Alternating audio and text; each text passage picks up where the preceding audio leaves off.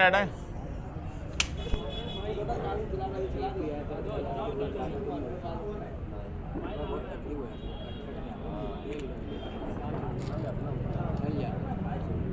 Ready ready. आज की press conference क्या मकसद? इलेक्शन का रिजल्ट आया, जिस तरह की तवक्के हमको थी उस तवक्के के हिसाब से हमको रिज़ल्ट नहीं मिला। ये बात बिल्कुल सच है। इलेक्शन जो है मुफ्ती मोहम्मद इस्माइल कासमी साहब जीते और आसिफ शेख हारे और मामूली वोट के फ़र्क से इलेक्शन का रिज़ल्ट आया। इस पूरे इलेक्शन में जो तब्दीली की बात हम लोगों को बोल रहे थे कि इस शहर में 25 साल के जो हालात हैं उस मुद्दे पर इलेक्शन गया नहीं। तब्दीली की लहर पैदा होंगी ऐसा हम मानते थे, जिस हिसाब से लोग हमसे बात करते थे, मगर वो तब्दीली की तरफ भी लोग हमको जाते हुए नहीं दिखे। लोग जो है बिरादरी की जंजीर में इस तरह से जकड़े हुए थे कि उनको निकाल पाना हमारे लिए मुश्किल हुआ। हम उसमें नाकाम हो गए। हम जो सवाल पर इलेक्शन को ले जाना चाहते थे, रोज़गार के सवाल पर, तालीम के सवाल पर, नई सड़कें बने, ट्रैफिक के मसाइल हल हो, इन सब मामलात पर हम जहां इलेक्शन को ले जाना चाहते थे, हम कहीं ना कहीं उसमें नाकाम हुए। हमको जो वोट मिली वो हमारी तवक्के हमको कतई ऐसी नहीं थी जिस हिसाब से हमारी कैंपेनिंग चली। और हमको लोगों ने जो बातें बोली कि हमने इलेक्शन बहुत अच्छा लड़ा, हमारी कैंपेनिंग बहुत अच्छी थी, सब कुछ हमारा परफेक्ट था। इसमें ना पार्टी के जिम्मेदारान को इस मामले में कोई शक शुबा है, ना पार्टी के जो लोग शहर भर में काम काज कर रहे थे उनको कोई शक शुबा है। हम ये बात मानते हैं कि अव्वल दिन से वोटिंग के दिन तक हमारी पार्टी के लोगों ने मेहनत की, हर तरीके से काम किया, मगर जिस तरीके का रिज़ल्ट आना चाहिए था वो नहीं हुआ। मालेगांव शहर के लिए ये बदनसीबी की बात है कि असेंबली इलेक्शन में लोग दो हिस्से में बढ़ जाते कि ये इसको हराएंगा इसलिए इसको वोट दी जाए, वो उसको हराएंगा इसलिए उसको वोट दी जाए। ये तरीक़ाकार ही जमहूरी निज़ाम में बिल्कुल बराबर नहीं माना जाता। और इससे हमको आज क्या नुकसान हुआ है पार्टी को, वो हमारे सामने है। हम आज उसके ताल्लुक़ से मीटिंग बुलाए थे। कल हम उस पर कमेटी बनाएंगे और जायज़ा लेंगे कि यार हमको आगे क्या करना चाहिए। मगर जमहूरी निज़ाम में ये मालेगांव शहर के लिए अच्छी बात नहीं है, मालेगांव शहर की तरक्की के लिए अच्छी बात नहीं है कि सिर्फ दो लोगों के बीच में लोग बढ़ जाएं। ये जमहूरियत नहीं हो सकती। और हम देखें हैं कि मजहब का सहारा लेकर भी जिस तरीके से इलेक्शन लड़ा गया, ये भी दस्तूरी और जमहूरी मुल्क में मुनासिब बात नहीं है।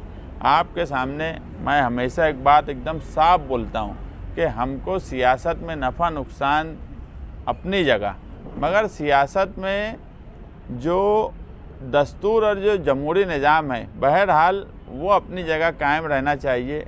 आज महाराष्ट्र का जो रिज़ल्ट आया वो बहरहाल महाराष्ट्र के मुसलमानों के लिए और ख़ास तौर से मालेगांव शहर जैसे मुसलमान जो हमेशा सबकी रहनुमाई करते, उनके लिए ये रिज़ल्ट बिल्कुल अच्छा नहीं है।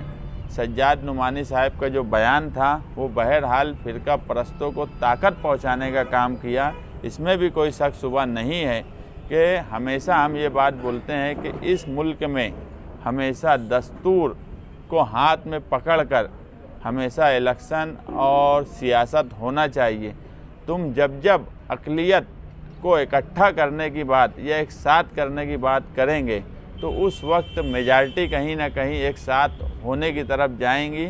और मौलाना सज्जाद नुमानी साहब के बयान ने महाराष्ट्र में यही काम किया और वो असर सिर्फ महाराष्ट्र तक नहीं रहा। आप देखेंगे इसका पूरा फ़ायदा आज की सेंट्रल की मौजूदा सरकार बीजेपी ने उठाने की कोशिश की कि महाराष्ट्र में एक रहेंगे तो सेफ रहेंगे। इस तरह की जो बात हुई, जगह जगह मौलाना सज्जाद नुमानी साहब का बयान जो है वो सुनाया गया और कहीं से ये ज़रूरत नहीं थी इस तरह का बयान देने की। पार्लियामेंट का इलेक्शन हमारे सामने है। जिस हिकमत अमली से अक़लियत ने कामकाज किया था वो किसी से छुपा नहीं है और उसका हमको रिज़ल्ट भी मिला था। मगर इस तरह से उल्मा का सामने आना और इस तरह से बयान देना कहीं ना कहीं ये फ़िरका परस्तों को ताकत देने का काम करते हैं। मजहब की बुनियाद पे इलेक्शन मालेगांव शहर में दोनों पार्टियों ने लड़ने की कोशिश की।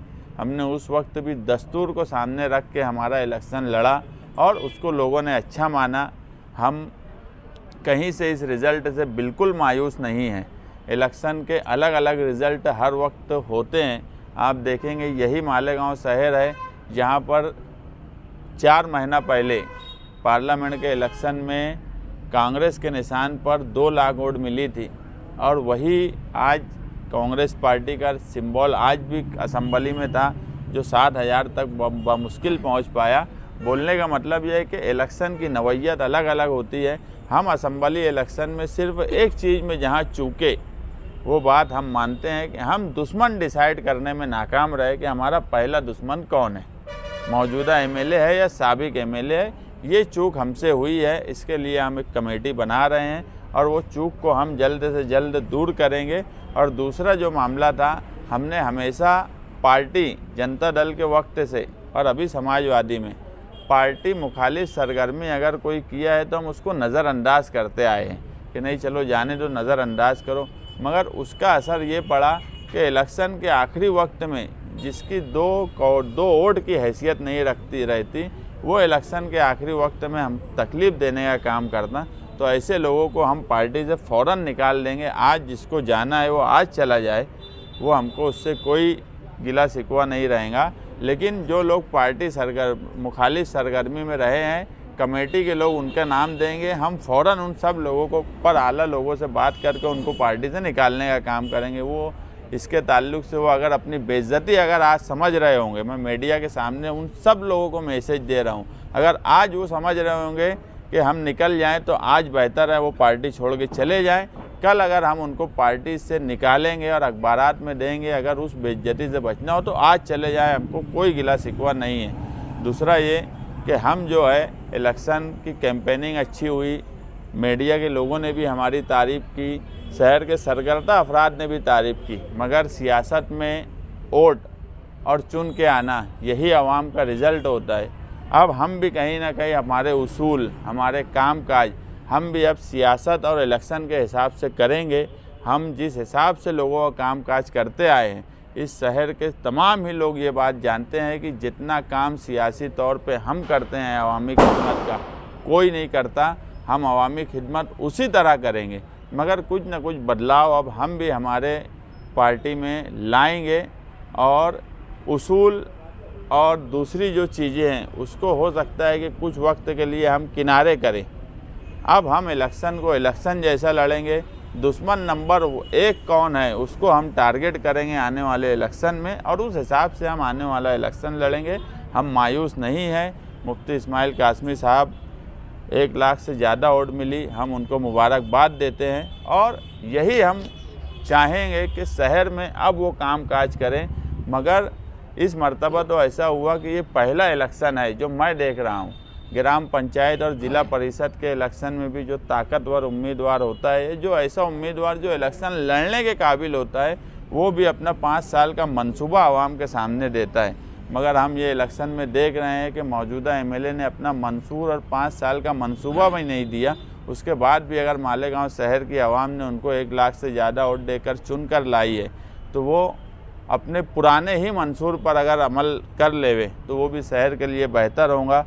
फ़िरका परस्तों की सरकार बन रही है और कहीं ना कहीं हम चाहेंगे कि मालेगांव जैसे शहर का नुमाइंदा, जो मुसलमानों का नुमाइंदा माना जाता है, जो बुनकरों का नुमाइंदा माना जाता है, वो पावरलूम सनत के लिए और ख़ास तौर से मालेगांव का अगर मुसलमानों का नुमाइंदा माना जाता है, तो महाराष्ट्र में अगर फ़िरका परस्तों का आज सरकार बनने से पहले जिस तरह का बयान आ रहा है कि हम जो है अल्लाह अकबर नहीं बोलने देंगे, हम श्री राम का नारा लगाने की बात करेंगे, ऐसे तमाम लोगों की जवां मर्दी और बहादुरी के साथ मुफ्ती इस्माइल मुकाबला करेंगे। इस तवक्के के साथ हम उनको मुबारकबाद देते हैं और ये मानते हैं कि अगर वो एक आलिम हैं, एक मजहबी शहर से चुन कर आए हैं जो मुसलमानों का शहर माना जाता है, तो फ़िरका परस्तों का मुँह तोड़ जवाब वो दें।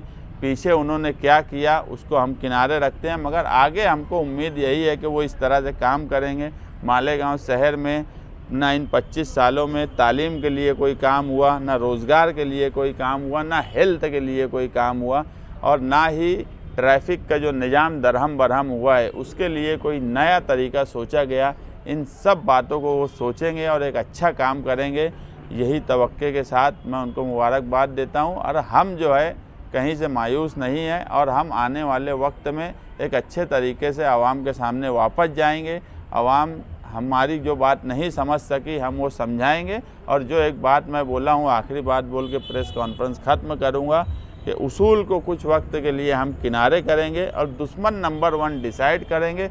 जहाँ तोड़ जोड़ जिस तरीके से करना पड़ी, जिस तरीके से इन दोनों ने सियासत मालेगांव शहर में 25 सालों से की है, उस तरीके से अगर अब आवाम ही चाहती है कि सियासत हमको करना पड़े, तो अब हम जो है उस तरीके से सियासत करने की तरफ जाएंगे, बहुत अच्छा बनकर और बहुत उसूली लड़ाई लड़कर और बहुत तारीफ़ लेकर। ये सियासत में और इलेक्शन के लिए बहरहाल बेहतर नहीं होता।